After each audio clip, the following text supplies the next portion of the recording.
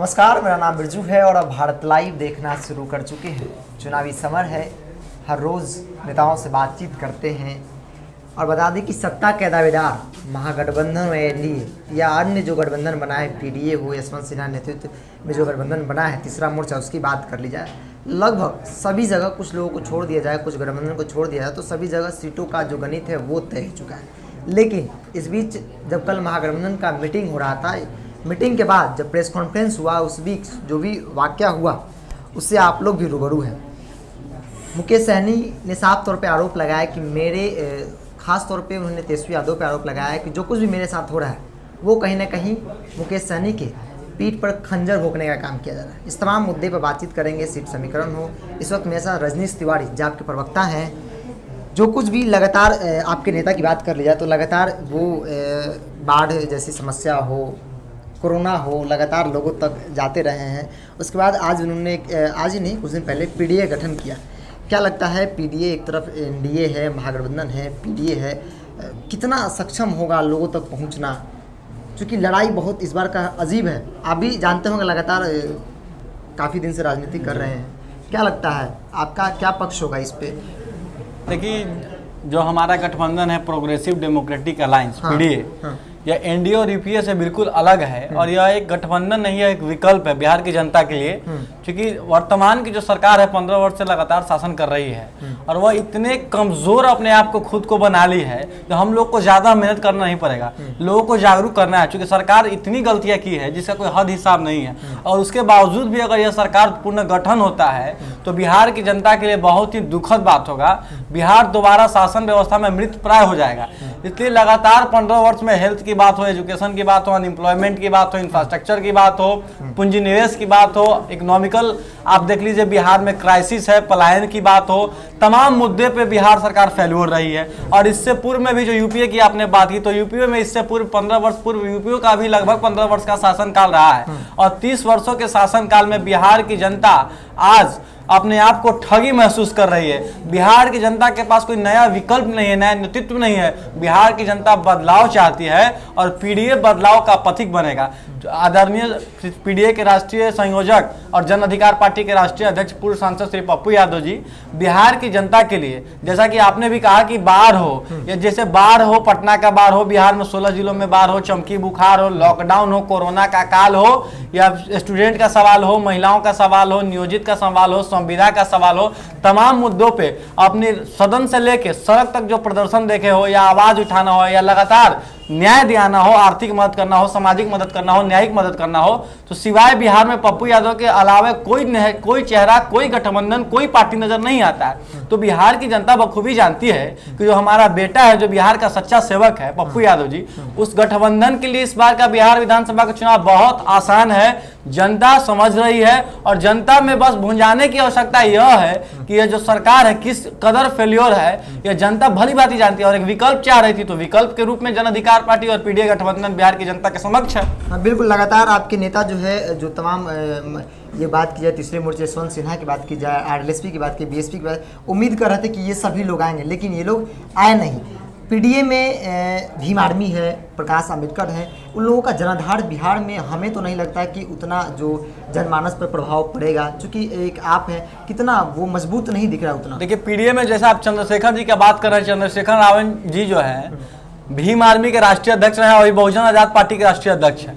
Bhim army आज देश के लोगों के जो बहुसंख्यक है, दलित हैं, पिछड़ा अति पिछड़ा वर्ग है, चंद्रशेखर जी आज सभी के दिलों में है और उनका संघर्ष किस कदर रहा आप उत्तर प्रदेश में देखेंगे तो पता चलेगा कि उनका बहुत बड़ा एक हुजूम उनके पीछे है। उत्तर प्रदेश तो उसका लाभ भी पीडीए को मिलेगा। चंद्रशेखर जी हो और मेरे पार्टी में और भी पार्टी जैसे सोशल डेमोक्रेटिक पार्टी एसडीपीआई है और प्रकाश आंबेडकर जी की पार्टी है, अंसारी महापंचायत है और तमाम पार्टियों का सहयोग व समर्थन बिहार के बदलाव के लिए पीडीए अलायंस को मिल रहा है। तो बिहार की जनता के लिए यह कोई सवाल नहीं है। माने जनाधार बिहार की जनता को पप्पू यादव जी के चेहरे पर विश्वास है, भरोसा है और उनका जो कदम है, उनका जो यह नेतृत्व है, यह सभी को पसंद आ रहा है, सभी इस नेतृत्व को चाहते हैं और बिहार जो है बदलाव का पथिक बनना चाहता है। अब आपने कहा कि जनाधार वाले नेताओं, अब देखिए महागठबंधन और एनडीए में सहयोगी दलों का सम्मान नहीं है। किस कदर देखिए एनडीए में चिराग पासवान जी के साथ एक दल दुर्व्यवहार कर रहा है, उनको औकात बता रहा है, और महागठबंधन जैसा लगता है कि भाजपा से साठगांठ कर लिया है। महागठबंधन अपने आप को लगातार कमजोर कर रहा है। महागठबंधन में देखिए लगातार एक नहीं 3 दलों के साथ किस तरीके से दुर्व्यवहार किया गया, उनको महागठबंधन से बाहर निकाला गया। उपेंद्र कुशवाहा जी की बात हो, जीतन राम मांझी की बात हो, या कल का ताजा उदाहरण सन ऑफ मला मुकेश सहनी, यानी लगातार महागठबंधन के जो एक महागठबंधन नाम मत का चलता तो सिक्का एक ही पार्टी का और एक ही परिवार का, ये सब लोग जानते हैं। तो वह इस बिहार की जनता को विकल्प और बिहार की जनता के लिए यह लोग कभी संघर्ष नहीं किए, चाहे इतना भी विकट परिस्थिति बिहार में रहा। आप बता दीजिए कि आरजेडी के नेता को आप सड़क पे देखें या जब नेता विपक्ष एक भी दिन सड़क पर नजर आए, हर मुसीबत में वो बिहार में रहते ही नहीं थे। आप यहाँ नजर आने की बात छोड़ दीजिए, वो बिहार में नहीं रह रहे थे। या चमकी बुखार हो, लू हो, पटना का बाढ़ हो, कोरोना काल हो, 55 दिन लॉकडाउन में दिल्ली बाढ़ में लेकिन गए थे। कहाँ बाढ़ में गए? एक दिन के लिए गए थे और पप्पू यादव जी का कॉपी करते हैं। पप्पू यादव जी का कॉपी करते हैं, पैसा बांट रहे थे। तो अब बताइए एक दिन के लिए आप बाढ़ में, एक दिन में वास्तु स्थिति का इनको पता चल गया। और जनता कितना को लेकर सड़क पर भी उतरे थे, कृषि बिल को लेकर सड़क पर भी दिखाई दिए। कृषि बिल को लेकर सड़क पर जन अधिकार पार्टी जिस तरीके से अपना विरोध जताई, आज देखिए एक और अजीब विडंबना है। लगातार लोकतंत्र खतरे में है, लोकतंत्र को दबाया जा रहा है, उसका गला घोटा जा रहा है। चुनाव आयोग देख लीजिए इस विकट परिस्थिति में, जहां 16 जिलों में बाढ़ है, बिजली पानी की समस्या है, बूथ तक जाने के लिए लोगों को काफी मुसीबतों का सामना करना पड़ेगा, उस परिस्थिति में चुनाव हो रहा है। और जब बात कर लीजिए कि जैसे बिहार की जो स्थिति है, अभी बिहार उबरा नहीं है संकटों से। कोरोना काल लगता है जैसा कोरोना समाप्त हो गया। अब बिहार में कोरोना का कोई आंकड़ा रिपोर्ट सार्वजनिक हो नहीं रहा है और लगातार कोरोना से नेताओं की मौत होते जा रही है। तो हमको समझ नहीं आ रहा है कि बिहार में आखिर हो क्या रहा है, चुनाव हो रहा है कि तमाशा हो रहा है। बिहार की जनता को अभी तक ये समझ नहीं आया। आज आप देख लीजिए कि चुनाव के आज 1 तारीख से नोटिफिकेशन जारी हो चुका है और आज 4 तारीख है। और बिहार के इतिहास में नहीं, देश के इतिहास में ऐसा पहला बार होगा कि आज तक गठबंधन के कैंडिडेट का उम्मीदवार और सीट का तालमेल आपस में नहीं हुआ। आज तक 4 दिन से किसी बड़े राजनीतिक दल के कार्यकर्ता जो कैंडिडेट है उनका नॉमिनेशन तक नहीं हुआ। यह समझ नहीं आ रहा कि किस और बिहार की राजनीति जा रहा है। जबरदस्ती कोई पार्टी उम्मीदवार को थोप रही है। बिहार की जनता वैसे उम्मीदवार का चयन करेगी जो उनके बीच का हो, जो उनके लिए लड़ती हो, जो उनके लिए मरती हो, जो उनके लिए संघर्ष करती हो, जो उनके लिए प्राण को दाव पे लगा देता है। जैसे पप्पू यादव जी, सारे नेता कोरोना के समय बिल में थे, घरों में छुपे हुए थे, कोई नजर नहीं आ रहा था। और क्या पप्पू यादव जी का जान का खतरा का डर नहीं था क्या? वह इंसान नहीं थे क्या? लेकिन फिर भी बिहार की जनता के लिए दिल्ली हो या बिहार का एक एक जिला में वह गए, लोगों को आर्थिक मदद किए, खाने का सामान मदद किया, पीपी किट दिए, लगातार 16,000 लोगों को सहायता मिला आर्थिक। जो छात्र थे, जो फंसे हुए थे, जो मजदूर थे, लगभग 16 से 20 करोड़ रुपए आर्थिक रूपे पप्पू यादव जी बैंक से ट्रांसफर किए। तो कहने का मतलब यह और लोग भी तो कर सकते थे। इच्छा शक्ति की कमी थी और लोगों में, लोग घरों से निकलना नहीं चाह रहे थे। ट्विटर पे क्रांति करते हैं और नीतीश कुमार जी विकास के नाम पर वोट लेते हैं। किस बात का विकास? हमको आप बताइए ना, किस बात का विकास लेंगे? सड़क, गली, नली। आप 15 वर्ष के शासन में अगर आप बिजली या सड़क भी नहीं करते तो क्या करते हैं? अगर आप बता दीजिए कि अभी 7 निश्चय योजना के क्या हाल है, 24,000 करोड़ का जल जीवन हरियाली यात्रा का क्या हुआ, मानव श्रृंखला के नाम पर हजारों करोड़ों रुपए का घोटाला और लूट। बताइए क्या जरूरत है? गांधी मैदान में आप मानव श्रृंखला लगाते हैं और बिहार का पैसा बर्बाद करते हैं, उससे कितने कॉलेज और स्कूल खोल सकते थे। लेकिन अब बिहार में लॉ एंड ऑर्डर की स्थिति क्या है? बेटियों की सुरक्षा पे नहीं आप बोलते हैं, महिला की सुरक्षा पे आप नहीं बोलते हैं, बेरोजगारी आप बताइए। एनसीआरबी का ताजा रिपोर्ट है, कल का हम बता रहे हैं, 2019 का सर्वेक्षण है कि सबसे ज्यादा जातीय हिंसा बिहार में, सबसे ज्यादा जमीन के लिए हत्या बिहार में, सबसे ज्यादा मॉब लिंचिंग बिहार में। यानी सारे गलत कामों में और सारे गरीबी में, पिछड़ापन में बिहार नीचे से टॉप करता है। तो आपका 15 वर्ष का शासनकाल तो बिहार की जनता को तो समझ नहीं आ रहा है। तो बिहार को तो बदलाव चाहिए ना। बिल्कुल रजनीश जी, देखा जाए महागठबंधन जिस तरीके से कल प्रेस कॉन्फ्रेंस हुआ और मुकेश सहनी का जो तेवर दिखा वहाँ पे, उन्होंने बहुत से आरोप भी लगाए। एक आरोप उन्होंने वो भी लगाया कि आरजेडी तेजस्वी यादव की जो पार्टी है, लालू प्रसाद की जो पार्टी है, वो पप्पू यादव के पूर्व में लालू प्रसाद के सहयोगी रहे हैं, उनके साथ रहे, उनके साथ काम किए हैं, उनके नहीं हुए, चिराग पासवान के नहीं हुआ, तो मेरा क्या हुआ? क्या लगता है आप लोगों को जिस तरीके से आरजेडी का क्या रिलेशन रहा? उन्होंने एक आरोप लगाया कि उनका नहीं हुआ, क्या दगा दिया? क्यों आखिर उनका हो?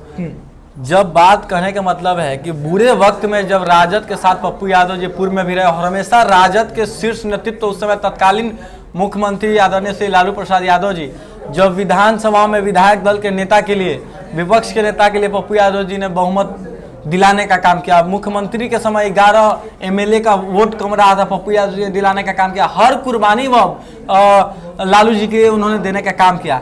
लेकिन परिवार के सदस्य को बिहार की जनता के ऊपर थोपना ये कहाँ से स्वीकार था? बिहार की जनता को ऐसा नेतृत्व की आवश्यकता था जो गरीबी को समझे, जो शिक्षा को समझे, जो आम नागरिकों का महत्व का समझे, किसानों की स्थिति को समझे। वैसे नेतृत्व की आवश्यकता थी। तो कुछ कुछ मतभेद हुए बिहार के विकास को लेकर और ऐसे चीज़ों के लेकर मतभेद हुए जो जनहित में नहीं था, इसलिए वो अलग हो गए। लेकिन जहां तक बात है पप्पू यादव जी का, तो वो 3 बार इंडिपेंडेंट एमपी रहे हैं, निर्दलीय एमएलए रहे हैं। तो राजद उनको रखना, राजद के लिए मजबूरी था उनको रखना है। पप्पू यादव जी का कोई मजबूरी नहीं रहा। आप जान लीजिए कि 3 बार पूर्णिया से वो निर्दलीय एमपी रहे हैं और एमएलए रहे हैं। तो राजद को रखना उनके लिए जरूरी था। पप्पू यादव के बगैर उस समय तत्कालीन राजद आज आगे नहीं बढ़ पाता। लालू जी आज मुख्यमंत्री नहीं हो पाते उस समय, लालू यादव जी विपक्ष के नेता नहीं हो पाते उस समय। तो कहीं ना कहीं जो लोग आरोप लगाते हैं वो पहले अपने गिरेबान में जाके, जिनके घर शीशे के होते हैं वो पत्थर नहीं भिगा करते हैं। इस चीज को वो लोग ध्यान में रखें। मुकेश सहनी महागठबंधन से निकल गए हैं, अभी उन्होंने समय लिया है 2-3 दिन का, 2-3 दिन में अपना अगला कदम क्या होगा? क्या लगता है जयेंद्र काटवी जो पीडीए गठन हुआ है उसमें उनको बुलाना चाहिए? देखिए, हम तो कल भी प्रेस स्टेटमेंट जारी करके कहे थे और हमारे नेता भी कह रहे हैं कि जिनको सही में बिहार की बचाने के लिए बेचैनी है, उत्सुकता है, बिहार को विकास के पथ पर ले जाने के, उन्नति के पथ पर ले जाने के लिए और बिहार को टॉप मोस्ट स्टेट में ले जाने के लिए, वह पीडीए के साथ है। हमारी कोई महत्वाकांक्षा नहीं है। हमारे राष्ट्रीय अध्यक्ष पूर्व सांसद श्री पप्पू यादव जी ने कहा है कि हमारी कोई महत्वाकांक्षा नहीं, हम अपनी महत्वाकांक्षाओं को गला घोट देते हैं। जो वास्तविक में बिहार को बचाना चाहते हैं और जो इन 30 वर्षों के शासन से मुक्ति दिलाने का काम करना चाहते हैं, वह बखूबी हम तो आमंत्रण देना चाहते हैं आदरणीय मुकेश सहनी जी को, चिराग पासवान जी और उपेंद्र कुशवाहा जी के, आइए नेतृत्व करिए, बिहार को, जनता को विकल्प दीजिए। जब आप अलग अलग मोर्चा पर आइएगा, जनता कंफ्यूज हो जाएगी। आप सही में विकल्प देना चाहते हो तो एक मोर्चे में आइए और एक मोर्चा नहीं, एक विकल्प दीजिए जनता को और एक साथ आकर इस 30 वर्षों के कुकर्मी सरकार से और शासन से जनता को मुक्ति दीजिए। नए सरकार का गठन हो जो बिहार को विकास के पथ पर ले जाए, ना कि जुमलेबाज सरकार और ढोंगी सत्ता में जो बैठी हुई है सरकार, जिसको न किसान की फिक्र है, न नौजवान की फिक्र है, न आम आवाम की फिक्र है, न महिलाओं की सुरक्षा की फिक्र है, न लॉ एंड ऑर्डर की फिक्र है। वैसी सरकार जो सिर्फ ब्रांडिंग के लिए जानी जाती है, जो सिर्फ फेस चमकाने के लिए जानी जाती हो। और नीतीश कुमार जी कृषि बिल पर क्यों चुप्पी नहीं तोड़े? ये कृषि बिल जो काला कानून है किसानों के, इस बताइए, इस बिल में यह सुनिश्चित नहीं है कि किसानों का जो फसल मूल्य होगा एमएसपी, उससे नीचे में प्राइवेट कंपनी खरीदारी नहीं करेंगे। इसको सुनिश्चित क्यों नहीं किया गया? किसानों को यह मारने का और किसानों को यह मजदूर बनाने का, मंडी व्यवस्था ध्वस्त करने का यह एक षड्यंत्र रचा गया इस बिल के माध्यम से। अब उत्तर प्रदेश में हाथरस की जो इस तरह के जघन्य अपराध हुए हैं, जिस तरह के दलित बच्ची के साथ उसकी रीढ़ की हड्डी तोड़ी गई और उसको जान से मारा गया, उसके साथ इतने बड़े वारदात हुए, नीतीश कुमार जी इस पे एक शब्द क्यों नहीं बोले? महागठबंधन के नेता इस पे मुख होकर क्यों नहीं बोले? तो बहुत सारे सवाल है जिसका जवाब जनता जानना चाहती है और नीतीश कुमार जी चुप्पी साधे हुए हैं। एक आप लोग पे आरोप लगता है पप्पू यादव पे कि ये बीजेपी के बी टीम की तरह काम करते हैं, कहीं ना कहीं जहां भी जाते हैं आरजेडी के जो वोट बैंक है उसमें संदमारी करते हैं। एक चीज़ आप समझ लीजिए कि जो लोग आरोप लगाते हैं, आज महागठबंधन में को किस कदर कमजोर किया गया आप जान रहे हैं, देख रहे हैं।